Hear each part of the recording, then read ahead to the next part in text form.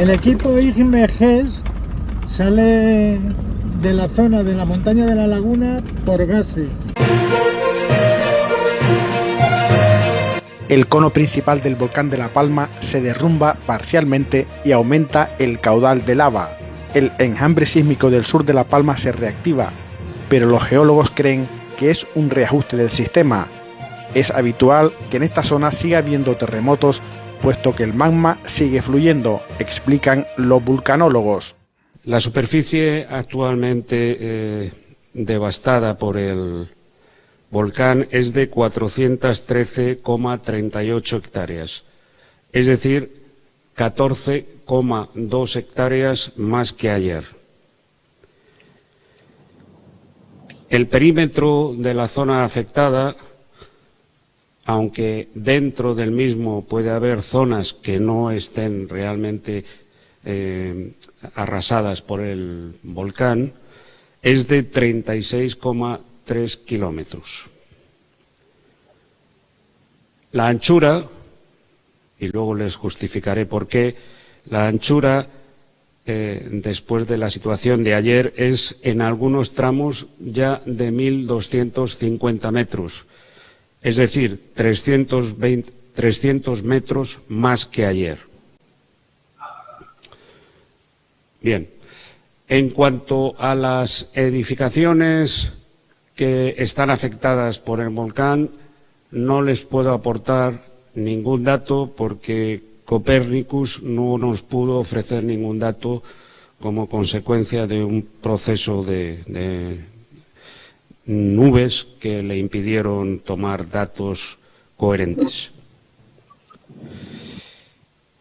Ayer se produjo a últimas horas de la tarde un fenómeno de derrumbe, de destrucción, como viene ocurriendo habitualmente, pero ayer quizá fue superior este proceso, que dio lugar a, como digo, a un proceso de destrucción de la parte oeste del cono, de la parte noreste del cono, de tal forma que se ha producido la caída de determinados bloques del mismo que han sido arrastrados por la colada y a la vez se ha producido un enorme aporte de lava, lava muy fluida por otra parte, en ese periodo que les digo de última hora de la tarde de ayer. Como pudieron ustedes observar, se produjo un aumento, vamos a llamarlo por cuantos o por picos de la explosividad, pero lo que quiero decir es que sigue estando dentro de la pauta que se establece para una erupción estromboliana. Está dentro de la normalidad, pero podemos tener esos picos que dan lugar a una explosividad, y ocurrió ayer una explosividad mayor que tuvo lugar durante ese periodo que hemos hablado, con una fuerte evacuación de gases por el cono principal. La lava, pues aprovechando esta abertura que tuvo singularmente durante ese periodo, pues la lava fluyó en muy buena cantidad, y eso es algo que pudieron ustedes observar, pues como digo, a últimas horas de la tarde de ayer. También quiero tranquilizar un poco en cuanto a sismicidad. Luego María José lo hará probablemente mejor que yo, pero quiero transmitir que el enjambre sísmico ha viajado otra vez, por decir entre comillas lo de viajado, hacia los lugares donde inicialmente detectamos en los días previos a la erupción los mismos. Entonces, estamos en esa zona, la sismicidad ha aumentado ligeramente, pero la sismicidad en este momento se está produciendo a niveles profundos de la corteza. Entonces, no estamos hablando de sismicidad superficial ni sismicidad que pueda dar lugar a otros fenómenos. Estamos hablando de sismicidad profunda y estamos hablando de que está más o menos como estaba unos 10 días antes o 7 días antes de la erupción en zonas profundas y, por lo tanto, no tenemos que temer en este momento ninguna otra boca, no tenemos que temer en principio ninguna boca consecuencia de esa sismicidad.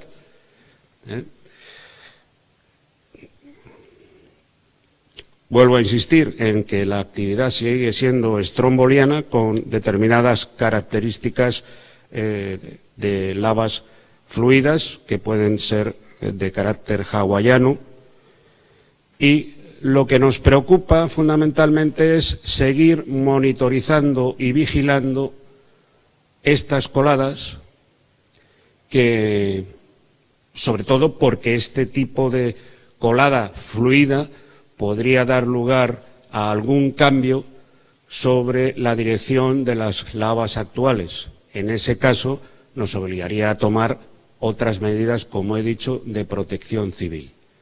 La seguimos monitorizando y la seguimos vigilando, de tal manera que en el caso en que fuera menester podamos tomar la decisión que corresponda de salvaguarda de la seguridad.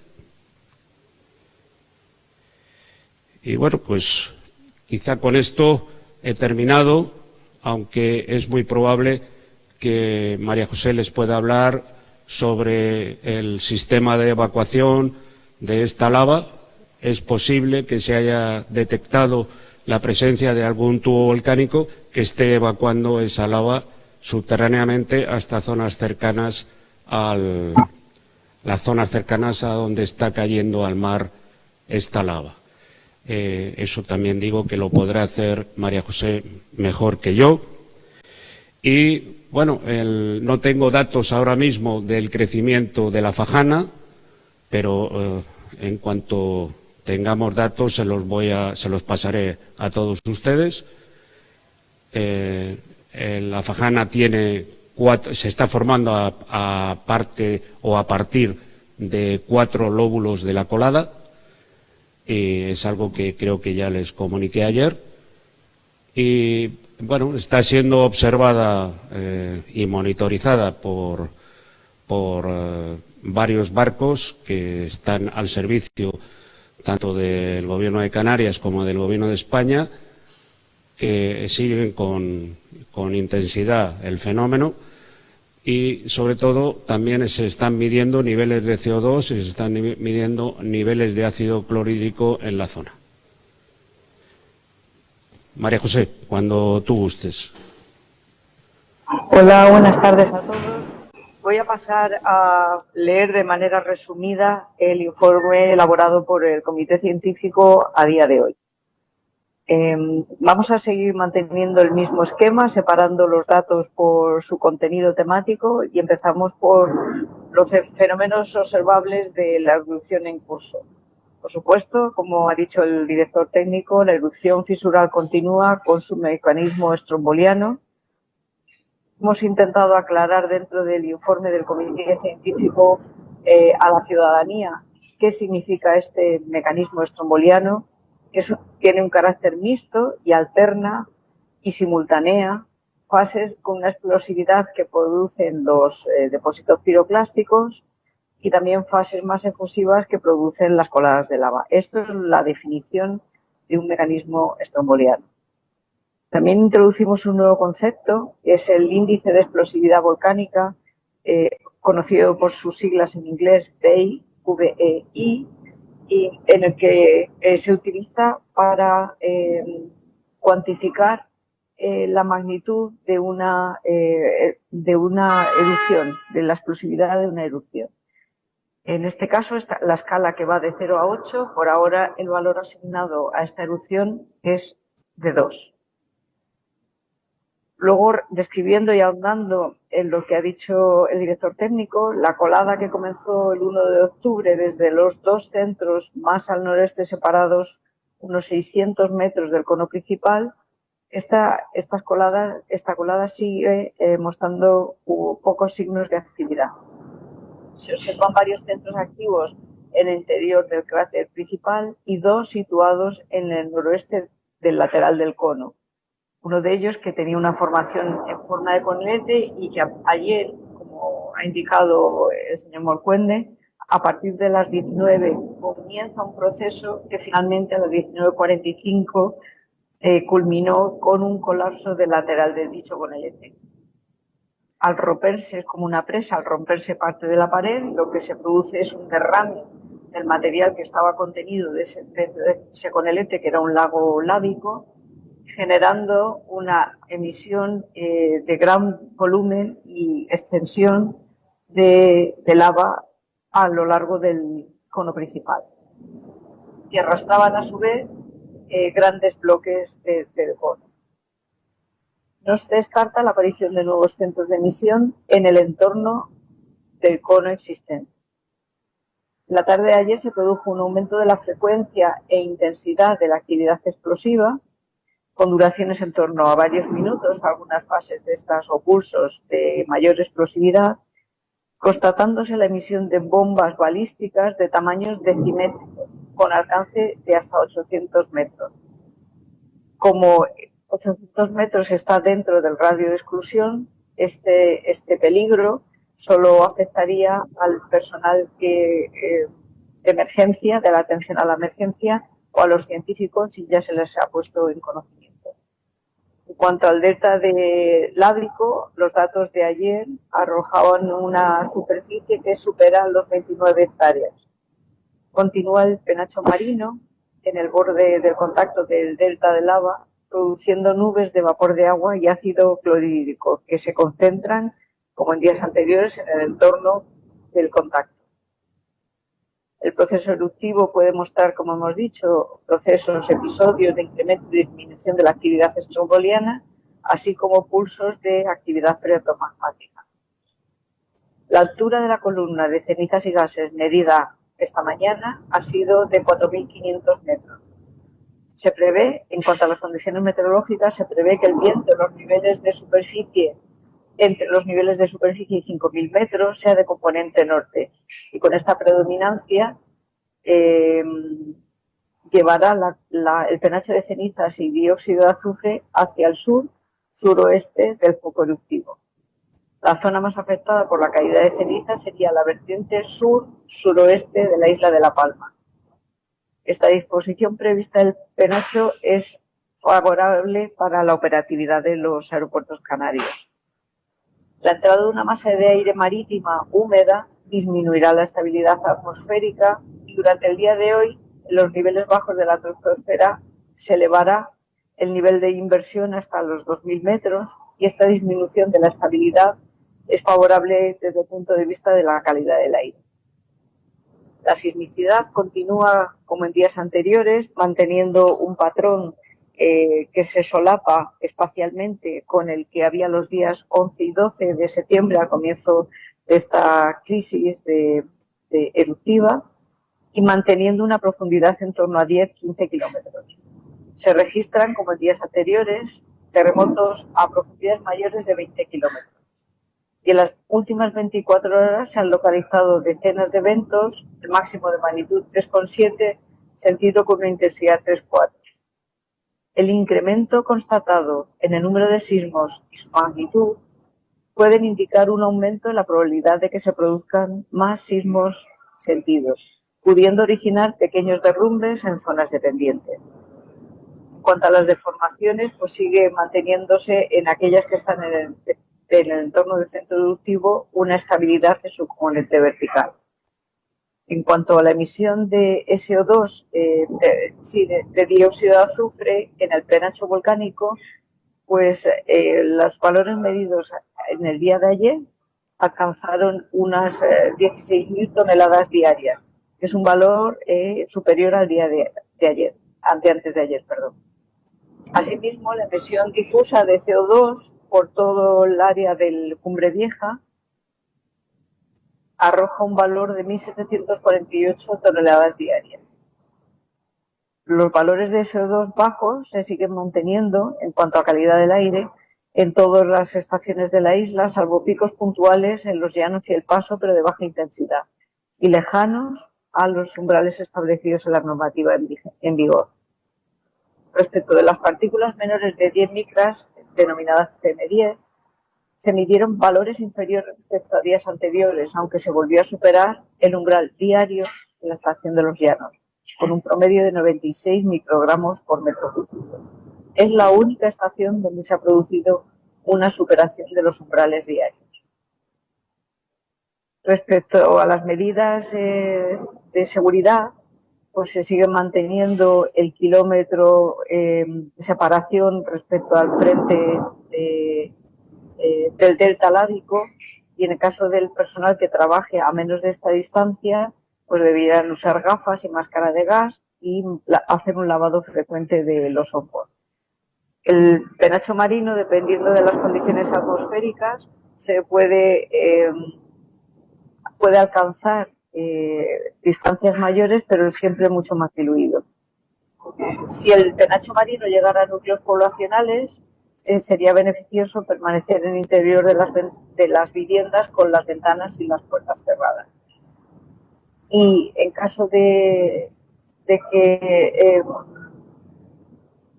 las personas que tengan los sistemas respiratorios comprometidos, dado su vulnerabilidad a umbrales más bajos, pues tienen que mantener unas medidas de precaución mayores. Y el resto de los puntos del 2,5 kilómetros en torno al centro de emisión para minimizar el impacto de piroclastos y exposición de gases, los 5 kilómetros en el entorno del centro de emisión, en el que hay que evitar en las fases de explosividad estar próximos a las ventanas ante un posible rotura de los vidrios, el uso de mascarillas FFP2 en caso de aumento de la deposición de cenizas observables, sobre todo en periodos de bruma, y en el caso de que lleguen las cenizas a otras islas en espacios abiertos, se recomienda el uso de mascarillas quirúrgicas. Todo esto sigue en aplicación igual que desde hace ya varios días. Sigue siendo imperativo el respeto de las zonas de exclusión terrestre y marítima para mantener la integridad física de las personas, y se aconseja a la población que se mantenga atenta a los mensajes oficiales que se dan en los canales oficiales por parte de las autoridades de protección civil. Y eso es todo en el día de hoy. Sí, añadirles que, según me comentan, corrígeme si me equivoco, son 38,2 hectáreas la fajana. 32,7 hectáreas la superficie actual de la fajana. Gracias, Miguel Ángel, por la actualización. Y también es verdad que se ha constatado a través de imágenes de satélite la existencia de tubos lábicos que facilitan el acceso rápido porque se mantienen las condiciones térmicas de la lava a cotas más bajas, pero siguiendo los cursos que ahora mismo están establecidos. Correcto. Gracias, María José. Yo, para ir al punto 2,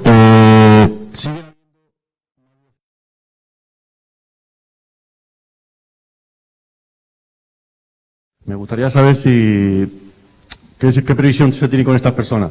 Si se prevé que se vayan del hotel pronto o van a continuar, o las casas, ¿cómo están? Sí, bueno, esto es un trabajo que están haciendo conjuntamente el Cabildo.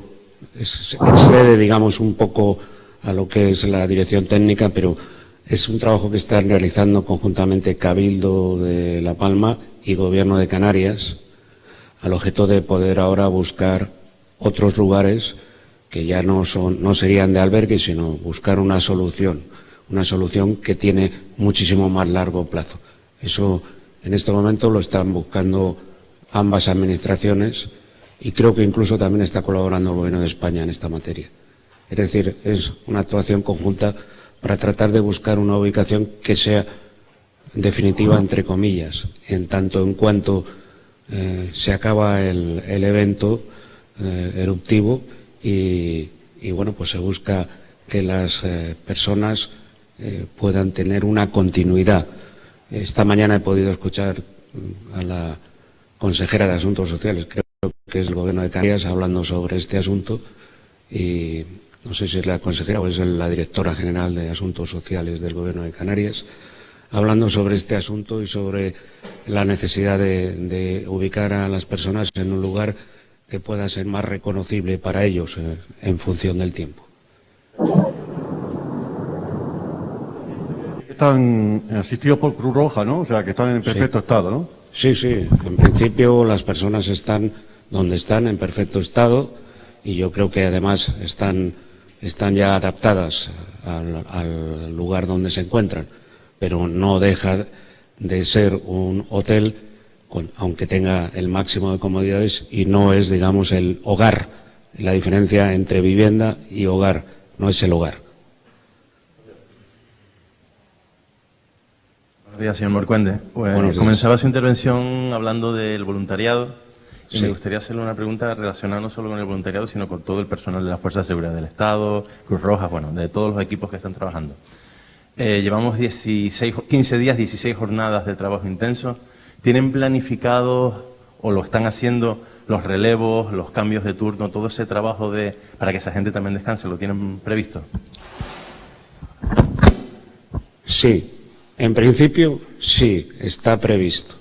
Y eso, la previsión se tiene que hacer en principio desde cada grupo operativo.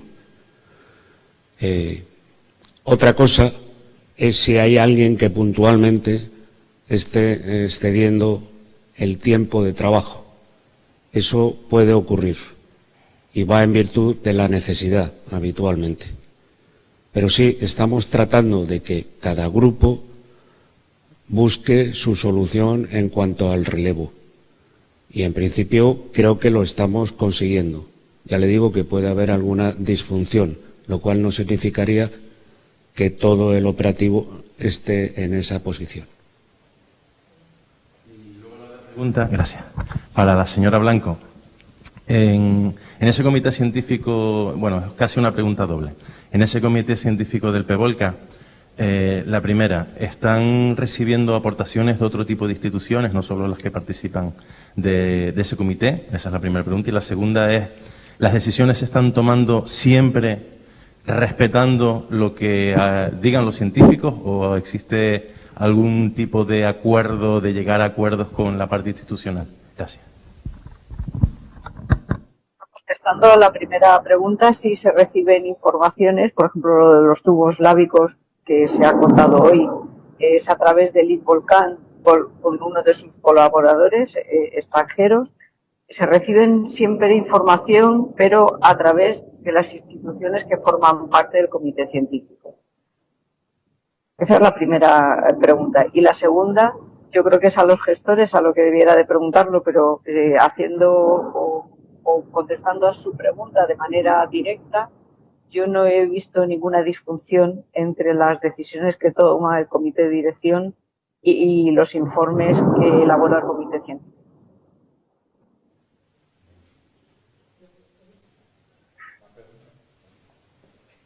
Sí, al director técnico que en su primera intervención hablaba de que iba a ahondar un poquito en la parte de por qué se había producido ese aumento de la anchura de las coladas de 300 metros respecto de ayer a hoy, ¿no? Y luego, por otro lado, otra cuestión, ¿no? Que sería para María José Blanco. No, ya está.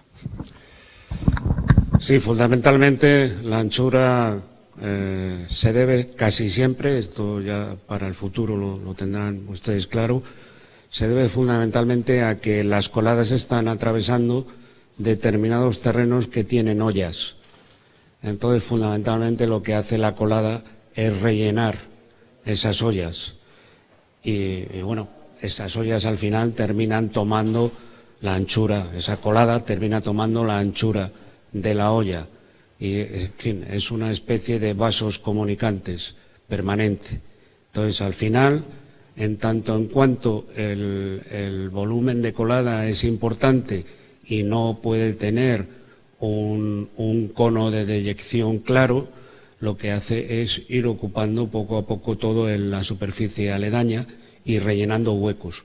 Por eso muchas veces las coladas se ralentizan, porque realmente lo que hacen es estar rellenando, como vasos comunicantes, el terreno aledaño. Es por eso, fundamentalmente.